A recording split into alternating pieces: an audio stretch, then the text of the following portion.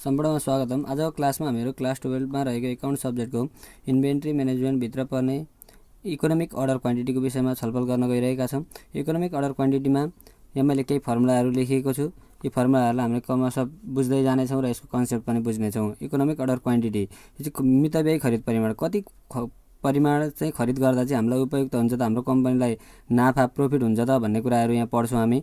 जस्तै यहाँनिर के हुन्छ त भन्दाखेरि एनुअल रिक्वायरमेन्ट, वार्षिक रूपमा हामीलाई कति आवश्यक पर्छ भन्ने कुरा पढ्छौँ। इकोनोमिक अर्डर क्वान्टिटी मितव्ययी खरिद परिमाण। त्यसरी नै यहाँनिर हाम्रो के छ त भन्दाखेरि क्यारिङ कस्ट। सी भनेको क्यारिङ कस्ट। क्यारिङ कस्ट भनेको चाहिँ कहीँबाट हामीले सामान ल्याएर राखेको ठाउँमा त्यहाँदेखि रेन्ट तिर्नु पर्ला, त्यहाँ त्यो सामानहरूको इन्सुरेन्स गर्नु पर्ला, त्यस्तो कुराहरूलाई चाहिँ हामी यहाँ क्यारिङ कस्ट भनेर बुझ्छौँ। जस्तै अर्डरिङ कस्ट भनेको अर्डर गरेर ल्याउँदाखेरि कति अर्डर गर्ने, कति पटक अर्डर गर्ने। जस्तै हामीले कहीँबाट 1000 केजी सामान ल्याउनु छ, 1000 केजी सामान ल्याउँदै गर्दा त यो 1000 केजी एकैताल ल्यायो भने 500 भाडा लाग्थ्यो भने हामीलाई गाडी भाडा, गाडीमा हालेर यो सामान ल्याउँदै गर्दा 500 रुपियाँ लाग्थ्यो अरे। तर यही 1000 केजीलाई 3 पटकसम्म हामीले ल्यायौँ भने त 1500 भाडा लाग्यो। यसरी धेरै एउटै सामान ल्याउँदाखेरि धेरै लाग्ने कुराहरूलाई चाहिँ हामी अर्डरिङ कस्ट, यो 500 तिरेर 1500 त तिर्दैनौँ नि त। यो 1000 केजी ल्याउँदाखेरि एकै पटक ल्यायौँ भने त हामी सस्तो दरमा सामान ल्याउँछौँ भन्ने कुरा चाहिँ यसरी हामी यो अर्डर गर्दाखेरि कति सामान अर्डर गर्दा चाहिँ हामीलाई उपयुक्त हुन्छ भन्ने कुरा गर्छौँ क्यारिङ कस्ट भनेको। जस्तै अब अर्डर थोरै हुन्छ, यो 1000 केजी एकैताल ल्याउँदाखेरि 500 मात्रै लाग्छ भनेर यता लोभ गरियो। फेरि अर्को क्यारिङ कस्ट भन्ने कुरा पनि त छ नि त। क्यारिङ यहाँ ल्याएर राख्दाखेरि यो रुम भाडाको पैसा चाहिँ धेरै तिर्नुपर्ने हुन्छ, त्यहाँ सामान आँटेन भने त अर्को रुम खोज्नुपर्ने हुन्छ, त्यसको रेन्ट छुट्टै तिर्नुपर्ने हुन्छ। त्यस्तो कुराहरूलाई भनिन्छ क्यारिङ कस्ट। अब हाम्रो यहाँ फर्मुलाहरू चाहिँ के छन् त भन्दाखेरि इकोनोमिक अर्डर क्वान्टिटी इओक्यू निकाल्ने फर्मुला 2AO/C। 2 को 2 भइहाल्यो। ए भनेको एनुअल रिक्वायरमेन्ट, ओ भनेको अर्डरिङ कस्ट, अनि अर्डरिङ कस्ट भयो, अनि डिभाइड बाई सी छ नि, यो सी भनेको क्यारिङ कस्ट। अनि के छ त भन्दाखेरि नम्बर अफ अर्डर A/EOQ। ए भनेको एनुअल रिक्वायरमेन्ट, इओक्यूको इओक्यू भइहाल्यो। अनि टोटल कस्ट अफ इओक्यू निकाल्ने फर्मुला चाहिँ के हुँदो रहेछ भन्दा 2AOC। अघि हामी 2AO/C गर्थ्यौँ इओक्यू निकाल्न, अनि नम्बर अफ अर्डर निकाल्न A/EOQ गर्थ्यौँ, अनि टोटल कस्ट अफ इओक्यू गर्नका लागि √ 2AO/C गर्छौँ 2AOC। अनि ए भनेको एनुअल रिक्वायरमेन्ट, सी भनेको क्यारिङ कस्ट, ओ भनेको अर्डरिङ कस्ट। अब यसरी नै हामी यो तीनटा फर्मुलाले सम्पूर्णको हिसाबहरू मिलाउन सक्छौँ। कि हामीलाई एक्जाममा स्टक लेभल मिनिमम म्याक्सिममबाट सोध्छ कि यसबाट 2 मार्क्समा आउँछ एक्जाममा चाहिँ प्रायः यही आउने सम्भावना धेरै हुन्छ। मैले यहाँ एउटा क्वेसन लिएको छु, यो क्वेसनलाई सल्भ गर्नेछौँ अब हामी। जस्तै हेर्नु है त, यो 25 नम्बरको क्वेसन 2080 साल set P Q question number 11 मा आएको छ। इफ एनुअल रिक्वायरमेन्ट 6 लाख भनेको छ। इफ एनुअल रिक्वायरमेन्ट वार्षिक आवश्यकता कति 6 lakh units and economic order quantity दिएको छ हामीलाई 30,000 units, then find out number of order. Number कति पटक अर्डर गर्दा चाहिँ कम्पनीले कति पटक अर्डर गर्छ भनेर नम्बर अफ अर्डर सोधेको छ। भनेपछि यहाँ के भनेको छ त भन्दाखेरि 2080 सालमा आएको क्वेसन रहेछ। 2080 सालमा आएको क्वेसन छ, क्वेसन नम्बर 11 मा आएको छ। भनेपछि हामी गिभन तानौँ। गिभन यहाँ के भनेको छ त भन्दाखेरि हेर्नु त 2 मार्क्समा आएको छ, एक लाइनको क्वेसन छ। इफ एनुअल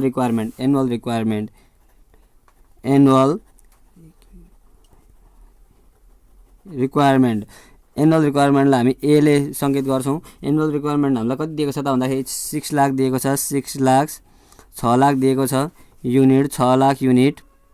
अनि हेर्नु है त 6 लाख युनिट। अब एन्ड इकोनोमिक अर्डर क्वान्टिटी कति दिएको छ त 30,000 इओक्यू। Economic order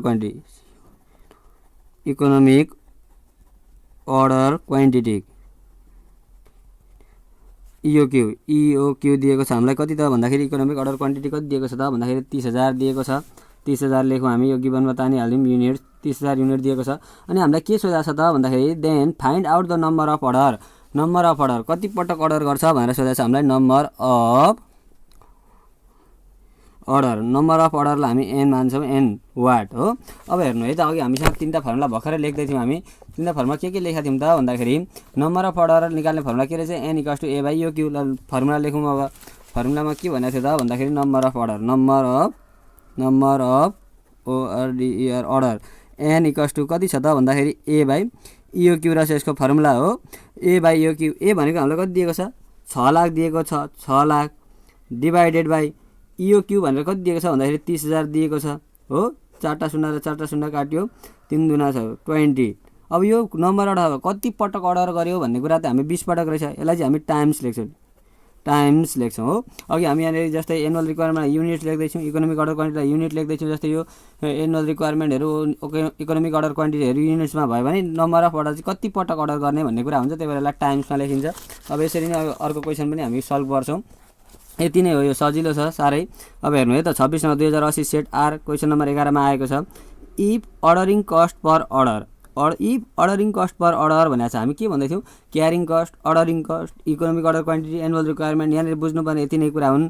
if ordering cost per order भनेको छ 300 युनिट, पुरै क्वेसन पढिसक्यौँ। क्यारिङ कस्ट पर युनिट 2 भनेको छ, क्यारिङ कस्ट चाहिँ कति पर युनिट कति पर्दछ 2 पर्दछ। And annual requirement are 30,000 units. Annual requirement हामीलाई कति दिएको रहेछ 30,000 दिएको रहेछ। Find the out economic order quantity, economic order quantity निकाल्नु भन्दैछ क्वेसनमा। अब यसको पनि हामी गिभन तानौँ 2080 सालकै क्वेसन हो। हेर्नु है त, if ordering cost per order भनेको छ। If ordering cost per order, ordering cost रहेछ यो, अर्डरिङ कस्ट रहेछ हो।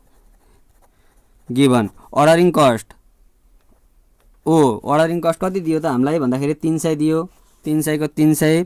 अब हेर्नु है त क्यारिङ कस्ट, क्यारिङ कस्टलाई हामी के मान्थ्यौँ त भन्दाखेरि सीले जनाउँथ्यौँ, अर्डरिङ कस्टलाई ओले, क्यारिङ कस्टलाई पर युनिट दियो नि। यो क्यारिङ कस्ट कहिलेकाहीँ निकाल्नु पर्ने हुन्छ। अहिले त दियो नि त 2 नि लेख्यौँ हामी। अहिले अरू खालको क्वेसनमा गराउँदै जानेछु।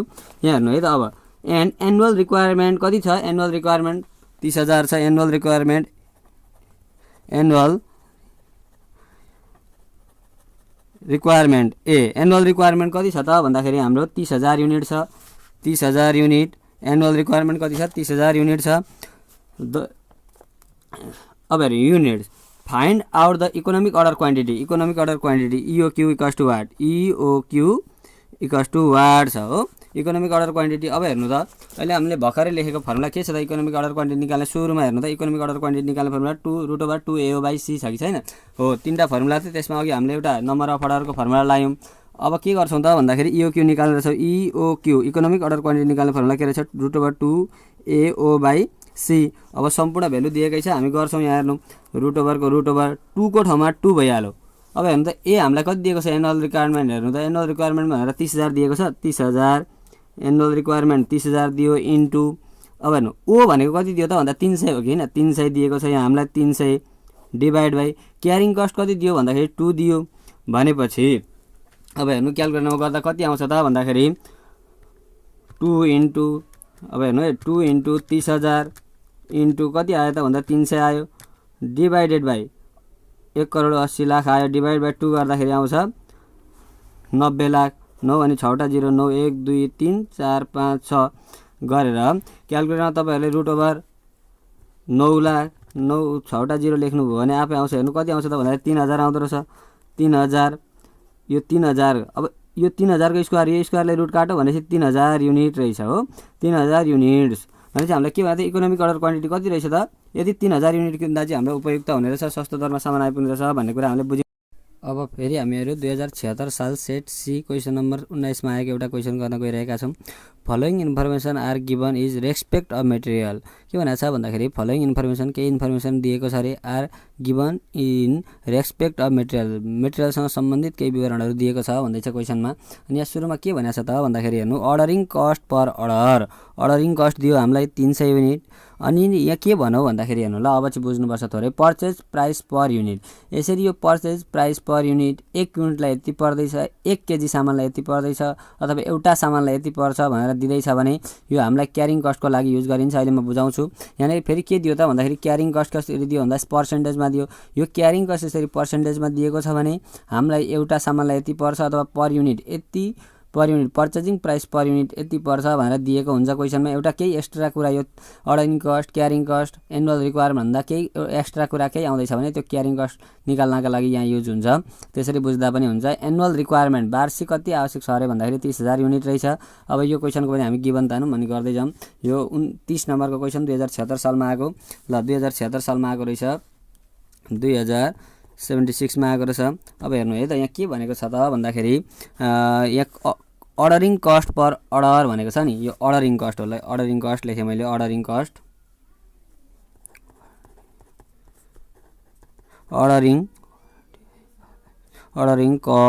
अर्डरिङ कस्ट ओ कति दियो त भन्दाखेरि हेर्नु है त अर्डरिङ कस्ट हामीलाई कति दियो त भन्दाखेरि 300 युनिट दियो हो 300 युनिट दियो अर्डरिङ कस्ट कति दियो 300 युनिट अब हेर्नु 300 रुपैयाँ 300 ल रुपैयाँ 300 दियो हो अनि के गर त भन्दाखेरि यहाँ हेर्नु ordering cost per order 300 unit दियो purchasing price per unit 1 unit सामानलाई 20 पर्छ भन्यो अनि यहाँ क्यारिङ कस्ट दियो नि यहाँ हेर्नुलाई यो यसरी निकाल्नु पर्छ यो क्यारिङ कस्टको मात्रै हो बुझ्नुपर्ने कुरा अरु केही पनि छैन क्यारिङ कस्ट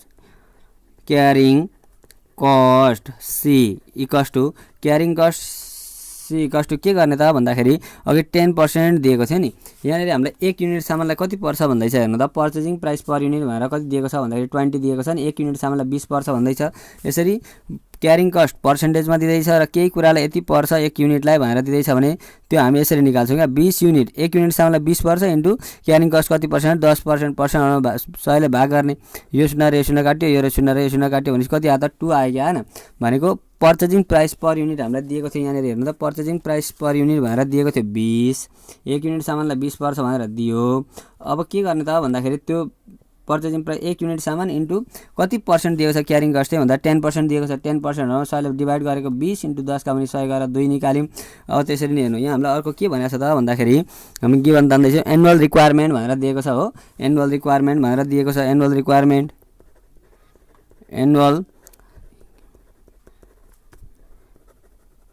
एनुअल रिक्वायरमेन्ट वार्षिक आवश्यकता चाहिँ कति पर्छ त भनेर दिएको छ भन्दाखेरि हामीलाई हेर्नु क्वेशनमा 30000 युनिट दिएको छ है 30000 युनिट यो पनि लेखौँ 30000 युनिट्स दियो अब हेर्नु हामीलाई के निकाल्नु भनेको छ त भन्दाखेरि यहाँनिर ए नम्बरमा इकोनोमिक अर्डर क्वान्टिटी भनेको छ number of order per year भनेको छ नम्बर अफ अर्डर वर्षभरिमा कति पटक सामान अर्डर गर्नुपर्छ भनेर सोध्दैछ एनुअल रिक्वायरमेन्ट इओक्यू निकाल्नु हामी मैले सर्ट फर्ममा लेखेँ इओक्यू इकोनोमिक अर्डर क्वान्टिटी को फर्मुला के हो त √ 2AO/CO हो अब हेर्नु है त √ 2AO/C यहाँ 2 इन्टु हाम्रो ए भनेको कति छ त भन्दाखेरि हेर्नु त यहाँ ए भनेको 30000 छ नि हैन 30000 इन्टु 2 इन्टु 30000 इन्टु ए भनेको ओ भनेको कति छ त भन्दाखेरि 300 divided by C carrying cost भनेको कति छ त भन्दाखेरि 2 छ हो अब हेर्नु है त क्याल्कुलेटरमा गरौँ कति आउँदो रहेछ भनेको √ नलाई गरौँ 2 into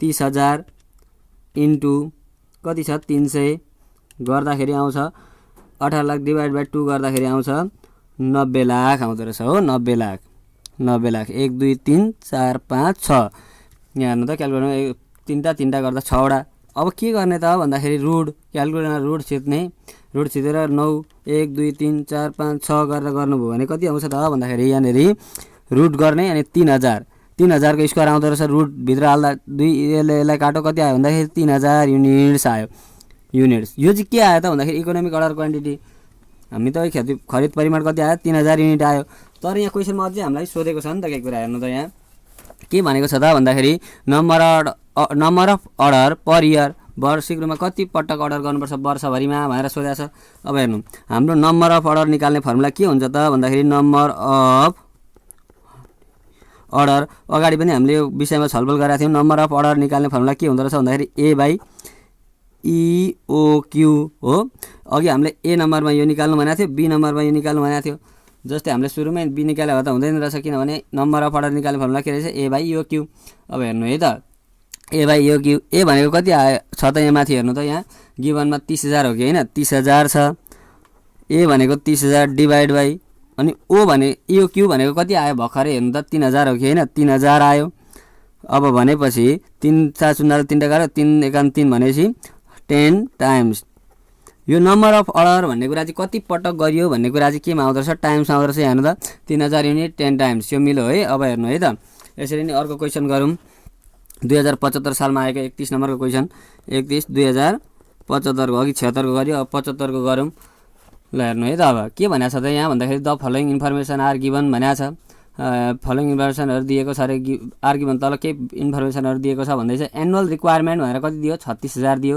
ordering cost per order भनेर 60 दियो त्यसरी नै कस्ट पर युनिट यहाँ हेर्नु त अघि पर्चेजिङ प्राइस पर युनिट भन्दै थियो अहिले के भन्यो कस्ट पर युनिट 1 युनिट सामानलाई 100 पर्छ भन्दै छ अब हेर्नु परतिर के भनेको छ क्यारिङ कस्ट पर युनिट अनि 10% इन्भेन्ट्री कस्ट भन्नु अब हेर्नु त यहाँ कस्ट पर युनिट भन्यो तर यहाँ इन्भेन्ट्री कस्ट भन्यो भन्नुको मतलब यो कस्ट पर युनिट 1 युनिट सामानलाई 100 पर्छ नि, यसैबाट हामीले अहिले क्यारिङ कस्ट निकाल्ने हो क्या। इन्भेन्ट्री कस्ट भने पनि जे सुकै भने पनि यो पर्सेन्टमा दिएको छ भने पर्सेन्टेजमा दिँदै गर्दा यहाँ 1 युनिट सामानलाई यति पर्छ अथवा पर्चेजिङ प्राइस पर युनिट यति पर्छ, एउटा सामानलाई 1 केजी सामानलाई यति पर्छ भनेर दिन्छ हो। यस्तो दिँदाखेरि चाहिँ के रहेछ, त्यो चाहिँ के को लागि हुँदो रहेछ, क्यारिङ कस्ट निकाल्नको लागि। पर्सेन्टेजमा यदि क्यारिङ कस्ट दिँदैछ भने अब हेर्नु है त, यसको पनि गिभन तानौँ हामी अनि गर्दै जान्छौँ। अब हेर्नु गिभनमा के छ त भन्दाखेरि एनुअल रिक्वायरमेन्ट दिएको छ हामीलाई। हेर्नु 31 नम्बरको क्वेसनमा एनुअल रिक्वायरमेन्ट कति हजार दिएको छ त भन्दाखेरि 36,000 दिएको छ एनुअल रिक्वायरमेन्ट।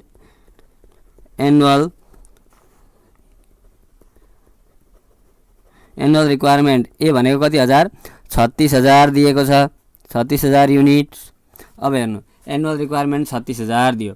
अब परतिर हेर्नु त यो एनुअल रिक्वायरमेन्ट 36,000 दियो, त्यसरी नै अर्डरिङ कस्ट पर अर्डरिङ कस्ट कति दियो त भन्दाखेरि अर्डरिङ कस्ट ओ भनेर कति दियो त भन्दाखेरि 60 रुपिज। यो चाहिँ कस्ट भन्ने कुरा रुपिजमा आउँछ, कति दियो त भन्दाखेरि 60 हो कि होइन, यहाँ हेर्नु त 60। अब कस्ट पर युनिटको कुरा छोडिदिउँ, क्यारिङ कस्ट पर युनिट भनेर क्यारिङ कस्ट होइन, क्यारिङ कस्ट भनेर दियो सी। क्यारिङ कस्ट कति छ त भन्दाखेरि हेर्नु है त कसरी निकालिँदो रहेछ भन्दाखेरि क्यारिङ कस्ट भनेको 10% अफ इन्भेन्ट्री कस्ट भएछ होइन। अब कस्ट पर युनिट 1 युनिट सामानलाई कति पर्छ त भन्दाखेरि कस्ट पर युनिट भनेको कति पर्छ अरे त भन्दाखेरि हेर्नु कस्ट पर युनिट भनेर कति दिएको छ त हाम्रो भन्दाखेरि कस्ट पर युनिट भनेर 100 दिएको छ, क्यारिङ कस्ट 10%। अब हेर्नु 100 युनिट पर्छ, एउटा सामानलाई 100 पर्छ भनेपछि हाम्रो कति पर्सेन्ट दिएको छ 10%। पर्सेन्ट हो 100 ले भाग गर्ने 100 र 100 काटिहाल्यो, कति आयो त क्यारिङ कस्ट भनेको 10 आयो। अब हेर्नु क्यारिङ कस्ट 10 निकाल्यौँ हामीले 31 नम्बरको। अब के गर्छौँ त भन्दाखेरि इकोनोमिक अर्डर क्वान्टिटी निकाल्नु भनेको छ रिक्वायर्डमा EOQ निकाल्ने फर्मुला प्राय यही सोध्छ 2AO/C गर्ने। अब हेर्नु 2 को ठाउँमा 2 भइहाल्यो, ए भनेको कति छ त भन्दाखेरि 36,000 इन्टु ओ भनेको कति छ त भन्दाखेरि 60 डिभाइडेड बाई कति त भन्दाखेरि 10। अब हेर्नु है त के गर्ने त भन्दाखेरि अब फेरि गर्छौँ हामी 2 इन्टु 36,000 इन्टु 60 गर्दाखेरि आउँछ 43,20,000 आयो, डिभाइड बाई 10 गरौँ ल 4,32,000 आयो, 4,32,000 आयो ल 4,32,000। अब यहाँ के गर्ने त क्यालकुलेटरमा भन्दाखेरि हेर्नु है त रुट सुरुमा रुट छिट्ने अनि 4,32,000 छिट्नुभयो भने कति भन्दाखेरि 657.27 आयो।